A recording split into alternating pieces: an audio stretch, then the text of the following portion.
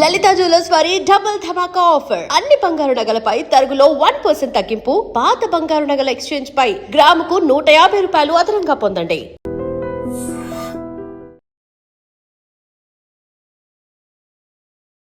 నమస్కారం, welcome to I dream. ధర్మ మార్గం విత్ విజిత కార్యక్రమానికి స్వాగతం.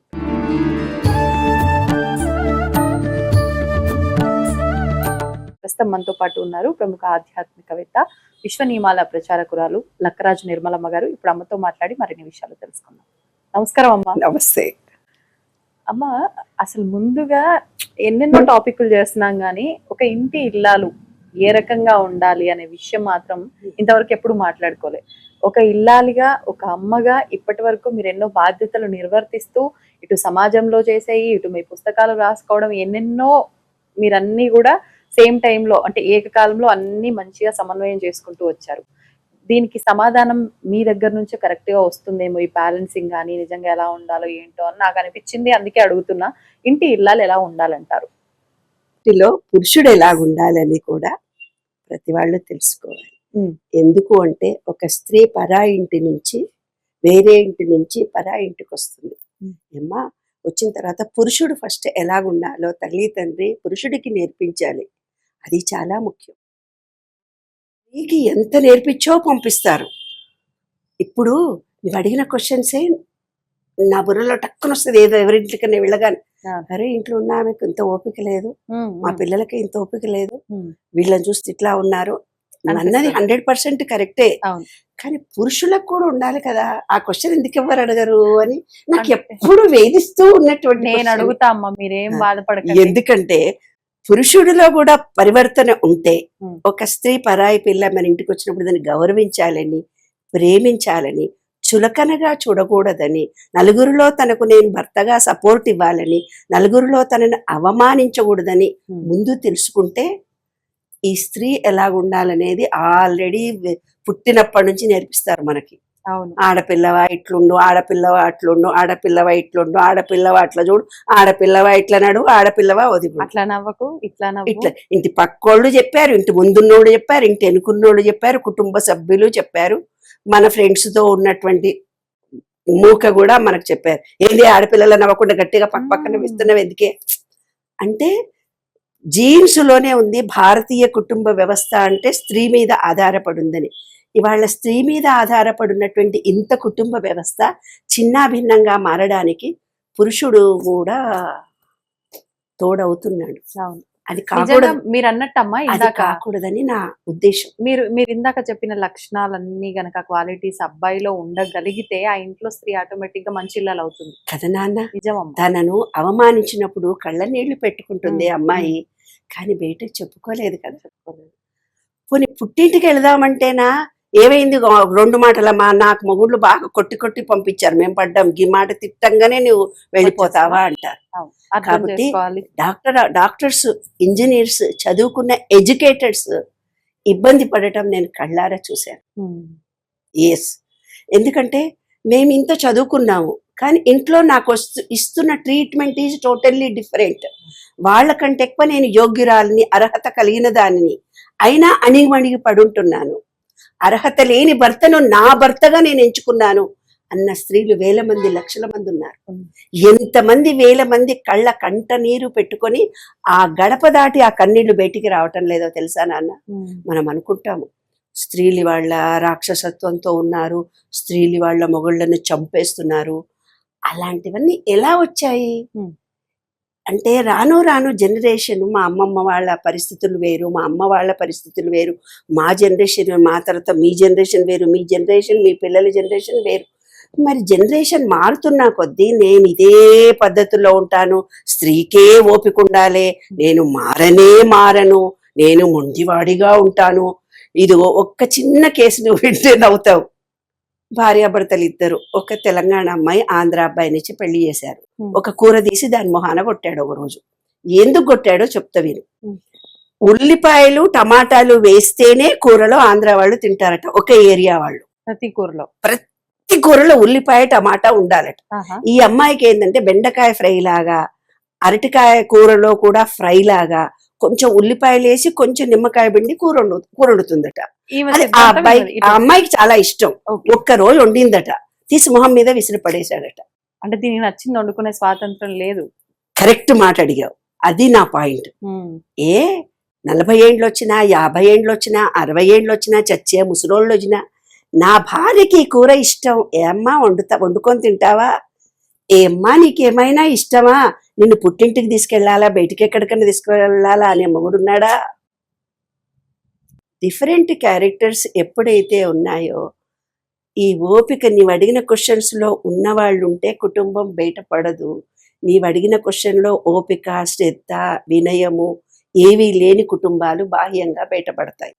అది రహస్యం నాన్న. కాబట్టి స్త్రీకి ఒక్కదానికే కాదు నాన్న, పరాయి పిల్ల మన ఇంటికి వచ్చినప్పుడు ఆ అమ్మాయిని గౌరవించడము, ప్రేమించడము, ఆ అమ్మాయి ఇష్టాలకు కూడా నీకు ఒక కూర ఇష్టం కదే, ఆ కూర వండుకుంటావా ఇవాళ, అదే తిందామా మనము, ఒక్క పూట తినడానికి నీకు విసిరి పడేసావా అంటే ఎంతసేపు ఆమెలో మార్పు రావాలి, ఆమెనే చేంజ్ కావాలి. ఆమె ఇంట్లో నుంచి బయటికి రాని టైంలో ఓపిక పట్టింది.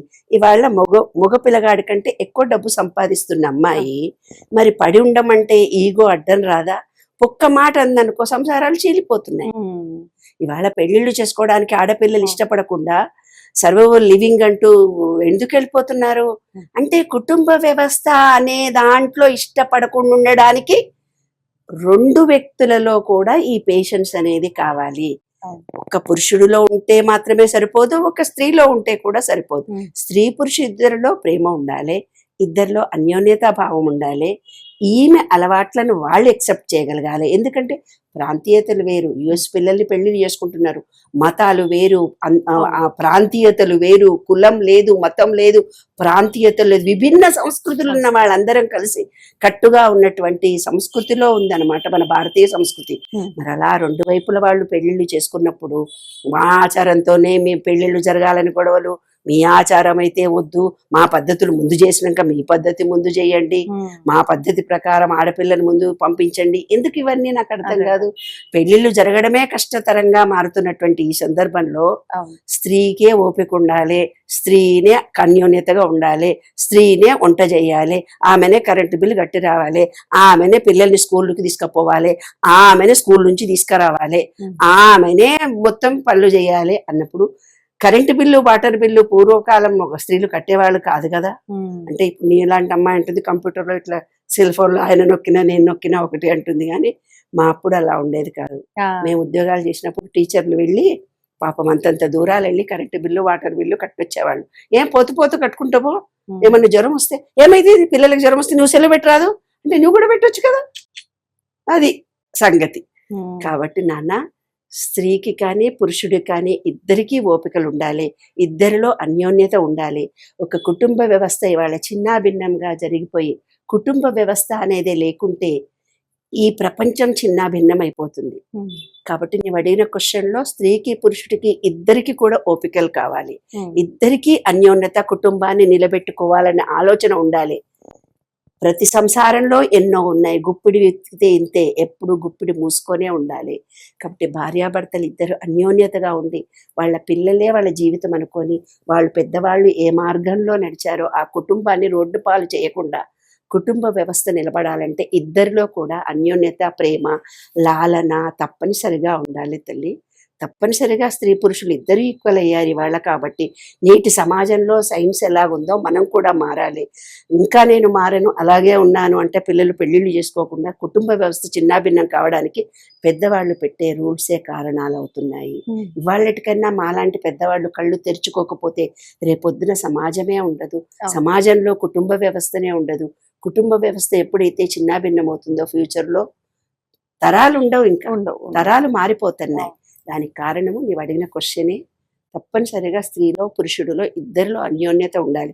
అత్తగారు హరాస్ చేస్తుంది అంటే ఆమె స్త్రీనే కదా, ఆమెలో కూడా ఓపిక ఉండాలి కదా.